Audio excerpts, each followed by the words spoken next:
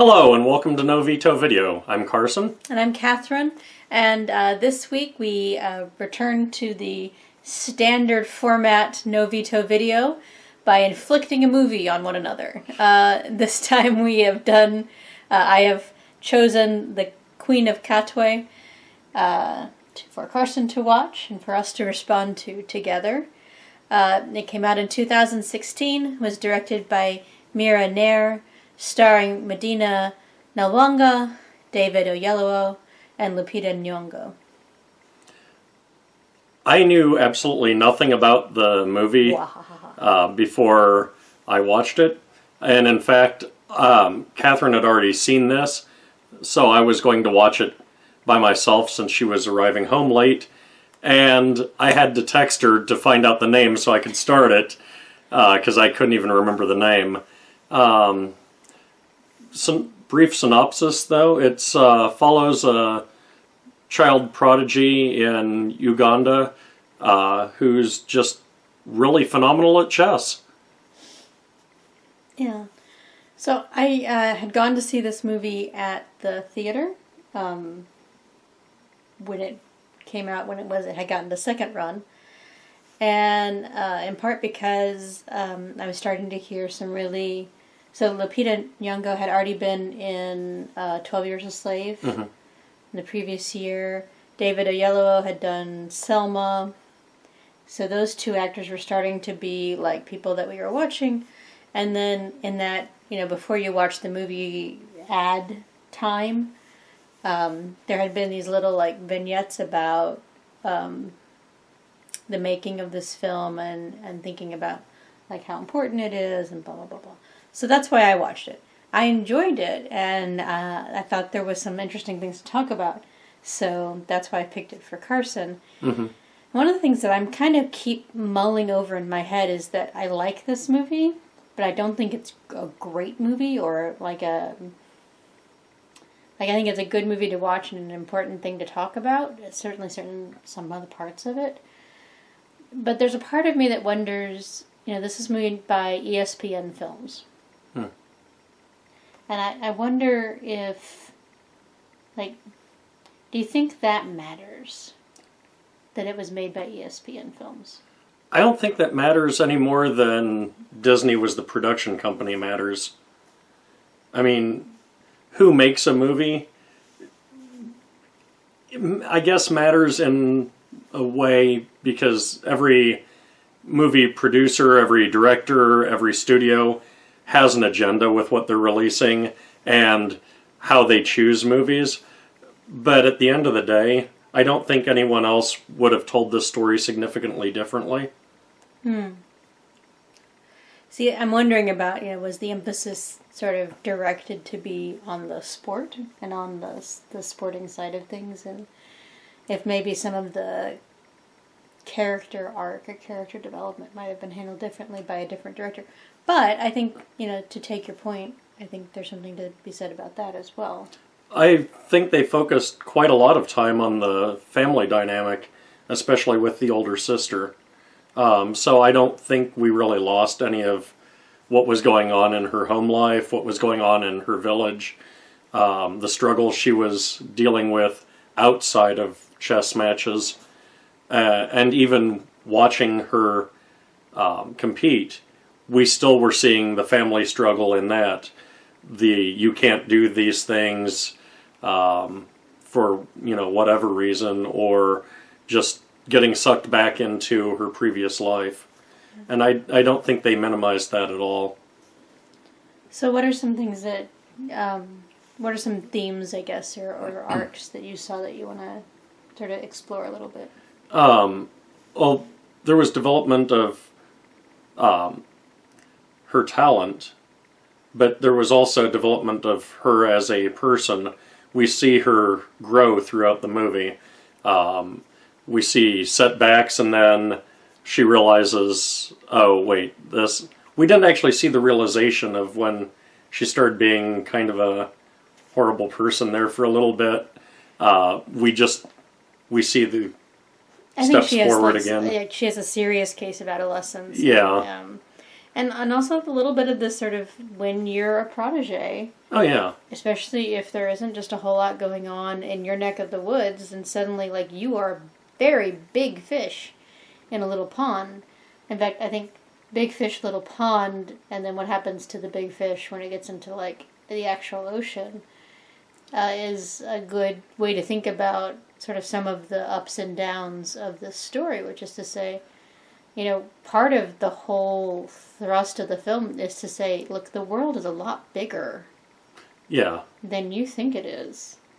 You know, for good and for ill. Like, for good, there's to be like, you can set your sights so far beyond what any of your ancestors might have, you know, considered possible. On the other hand, like, there's a lot of people in this world with a lot of talents, and some of them are better at this thing that you've chosen to do with your life than you are. And how do you continue to do the thing you love if that's the case? Like, if your ascent to the top is halted. Yeah. And just to back up a minute, I wanted to go a little further with what you said, and add some nuance to what I said. I don't think that Fiona was actually any more horrible than any other teen. It's just, you see her hit, like, By peak which we teen now years. know a lot about what Carson thinks about teenagers. Sorry. I remember being a teenager. Vaguely. Vaguely, yeah. That's a long time ago.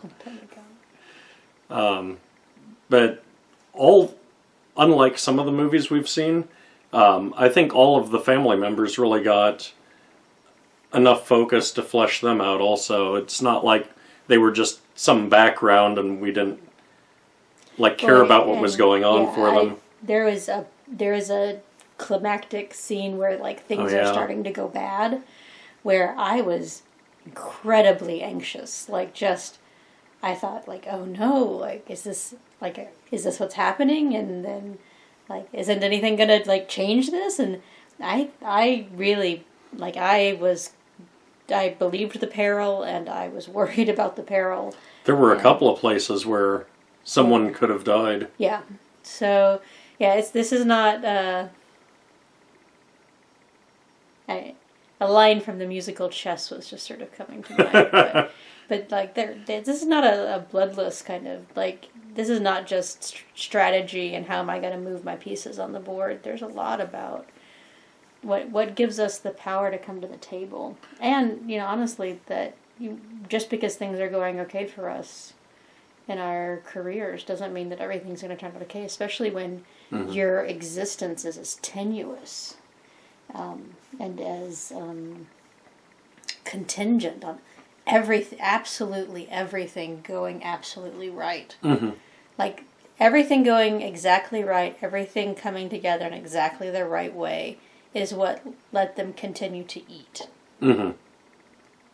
Like, that's a kind of tenuous existence that's very, very hard to live through. To build on something you said, the coach, Robert, was very good at explaining, like, chess is life.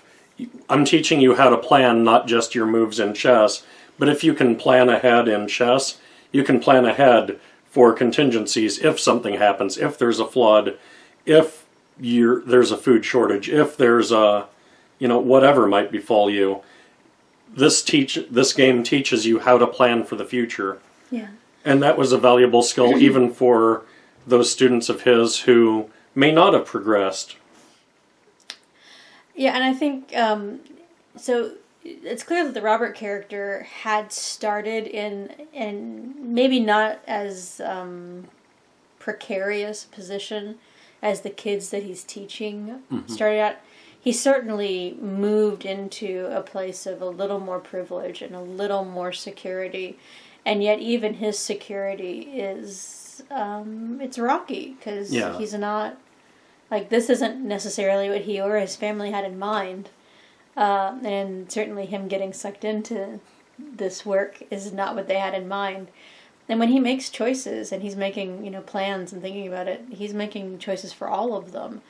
And I think, the chess game that he's playing as an adult with sort of trying to manage all of the different forces that are pulling on him and pushing on, his family. That's certainly there's like a level of the story that's all about Fiona and all about Fiona's family, but that there's another story that's also happening at the same time that's all about like his family and about calling and about vocation and about what we sacrifice to do meaningful work, and that's an important and interesting story too. And I think it gets enough of a shake that it feels like a full and I think David Oyelowo is able to do a lot with not a lot. And I think Lupita Nyong'o too is able to do a lot with not a lot, and so you get a richer, more fully fledged sort of feeling from maybe what would otherwise be sort of a thin script in somebody else's hands. Yeah, that's a good point. We also see a lot of daily life, not just the struggles I mentioned earlier, but just what these people do for a living in their village, and the struggles they go through daily, which we've talked about a little. But how they get where they're going. There's a lot of small motorcycles. There's a lot of people on foot, but only a few vehicles, and that's down in the market, like cars and trucks down in the market. So it's a good presentation of daily life to help you be a little more immersed. Mm-hmm. Yeah, no, I think they definitely... So these were shot, I think, in South Africa. Okay. Y'all don't quote me on that. So I think they're shot in South Africa, and I think they're shot sort of in the townships that are sort of there, not in the city centers, but on the outskirts of, which people close to the actual story of Fiona and her family looked at these townships and said, no, this feels right. This feels authentic, like true. Mm-hmm. And to say authentic and true, sometimes they show up to differently. So while there may have been authenticity issues, there was a truth to the ways in which the townships served as host to the idea of this village and of being a stand-in for this part of Uganda. As looking at the structures that people were living in, and there's places in America that are like that as well. Like that as well. I loved the all of the little extra kids. Oh yeah. So like there's Fiona, and then there's like a 2 or 3 or 4 other kids that are kind of like the main pack of this chess team. But then there's all these other kids that are kind of floating in and out of the act, and they're just good. Like it's just good to watch them. Well, they were all believable too. Like you watch them, and you're like, "Yep, kids would do that. Kids would totally do that. Kids would say that." Yeah, there were times at which the performances felt a little stilted, like a little like. And now I shall act for the kids, especially for like not Medina and playing Fiona, and not in like maybe what was the kid with the snapping thing. Oh. But in some of the like the littler was that kids, Benjamin? Yeah. But in some of the littler kids, there was just sort of like, you can't at some point, like it's a very unusual child actor that can. Move beyond the idea that you're looking into a camera. Carson and I can't do it reliably. You may have noticed. But even then, some of it just felt like this is an awkward child, and they played it off. Carson's willing to give it the benefit of the doubt. So, but none of it was just like blank-faced, monotone delivering the lines. They were all at least really trying, unlike a few movies with child actors we've seen. Again, Carson's Carson's bar is like way down here, and my bar is like just a little bit higher. Actually, I've seen movies with adult actors who... Again, Carson's bar is like down here. Go back a few reviews and watch Dead 7 if you want to see bad acting. Or don't. Or don't. Just, like, I have done that for you. You don't feel like you have to go do that.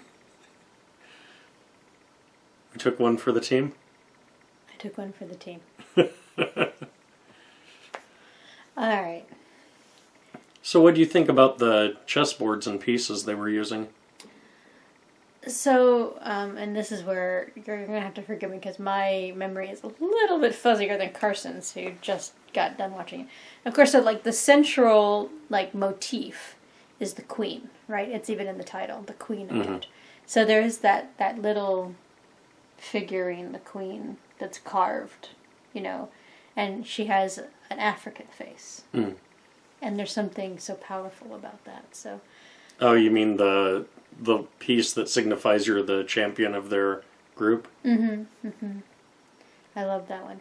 And I think, you know, the beginners have to play with these sort of ratty looking pieces, and then like as you like master the skills and you're able to like and then you know, even right up to the very last match of the movie, in the very last game, you know, and everyone's there and they're beautiful, you know, dashikis and their, you know, their head wraps and the beautiful textiles. We're going to talk about textiles in a minute. I'm not going to get distracted. I'm talking about chess pieces now. And so there's this beautiful, you know, all these close-ups of hands touching chess pieces. And those chess pieces were like these beautiful wooden, like they looked like quality pieces. And it's just sort of a move from like where she starts when she's like the beginner and she's really just there for the food to like where she ends up. I think they signify that beautifully with the move of the...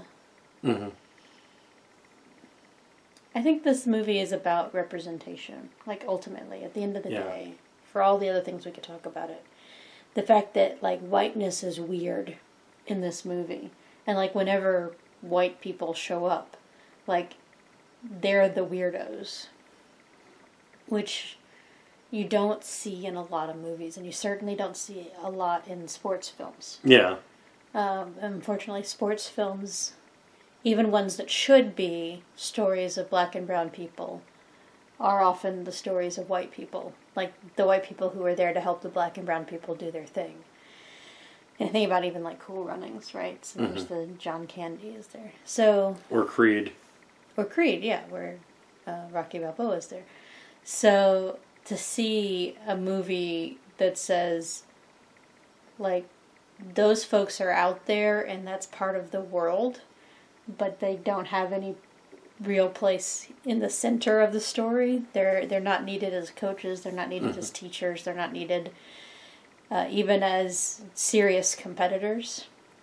There's something beautiful about that, especially in a sports film. I know you wanted to talk about textiles, but before you do that, the food. I don't know what they were eating that time. It was meat and something, and I didn't catch the name of.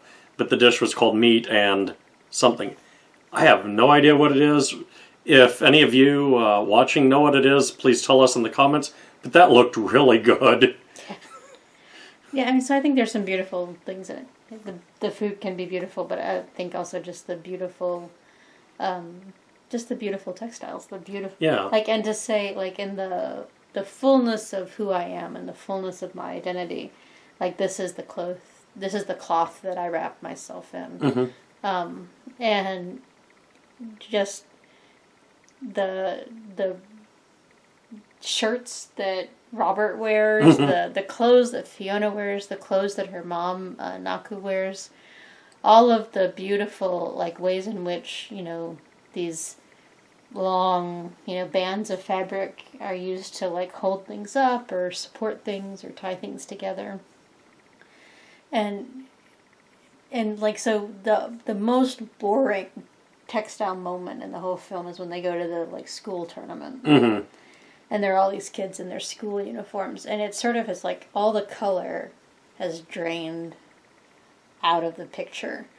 And so then when you get back to the township, when you get back to, where people are allowed to be themselves, you've got these loud patterns and these loud colors, and it's a really lovely thing. Oh, and when Fiona's mom goes to the clothing store and you see all the material, all the bolts of fabric hanging, and just the wide array of colors and patterns. Beautiful. Yeah, if you're a textile head, there's something to love in this film as well. Mm-hmm. You had that comment a few movies back too. I got an eyeball for textiles, and I when a textile thing. Was it a few movies back, or was it my response to the new? No, it was a few movies back. It's also my response to the new Wrinkle in Time. The Dressmaker. Oh yes. See, I love me some textiles. so there's that. Mm-hmm. Any thoughts? Last thoughts? Just watching someone who just learned the rules that day, beating people at chess, is really amazing. Speaking as someone who, at best, my best game, I have tied a game of chess once. And that's the closest I have ever come to winning. So to see someone with this inborn talent just is amazing. I think maybe to echo and riff off, my last thought is that you don't have to, be super into chess to appreciate this film. Yes. You can watch this film and get all the things that you need to get out of it without being super expert at chess. So I think there's a lot to be enjoyed and a lot to be loved about this film. Even as it falls short in some places. Yeah. But not any so massive that I didn't recommend it to Carson. And not any so massive that I don't recommend it to you. So if you have any comments, as I said earlier, if you know specifically what they were eating, that's a great thing to tell us. Maybe we'll try making it and tell you how that goes. But please leave it in the comments. Anything else you want to tell us? Anything we missed in our review? Or if you have anything to add? Or if you have suggestions since we like this movie? Please leave those in the comments or go to novetovideo.com. Easy for you to say. Easy for me to say. And leave us comments there. All right.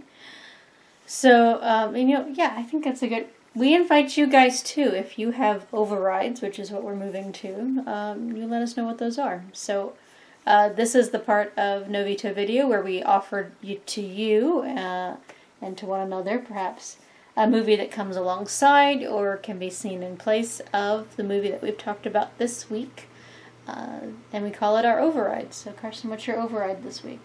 I was going to let you go first since I have a backup if you pick the same thing I do. So, we have come prepared. We each have a main one and a backup, so we may have some honorable mentions to do.